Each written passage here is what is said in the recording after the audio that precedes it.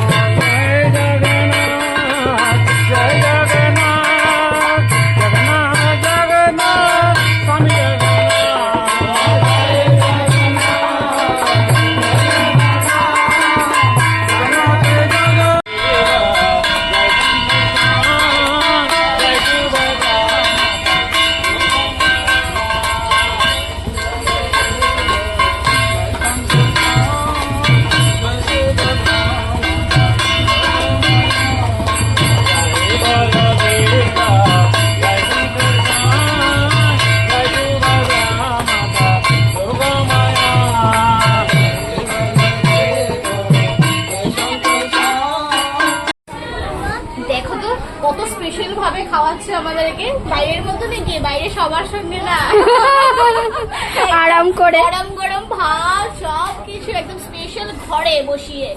এরকম বাইরে খাওয়াবে না তো আমাদেরকে।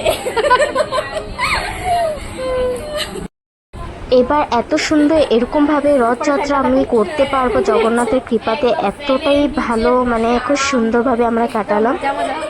আমার মেয়েও পায়নি এভাবে, মেয়ে কিন্তু ও পায়নি এভাবে। চলো প্রসাদ পাই।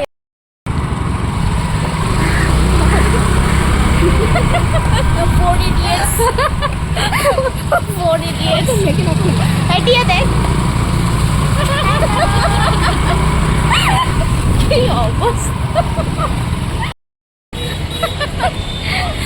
কি অবস্থা না। আর হেঁটে হেঁটে যাচ্ছি আমরা জগন্নাথ, একদম সকাল থেকে জগন্নাথ জগন্নাথ। এখন হয়ে গেছে পুরী, পুরীও ফেল খেয়ে যাবে আমাদের কাছে। এই সকাল থেকে বের হয়েছে, এখন বিকেল জগন্নাথই করছি। এখন যাচ্ছি ইস্কনে।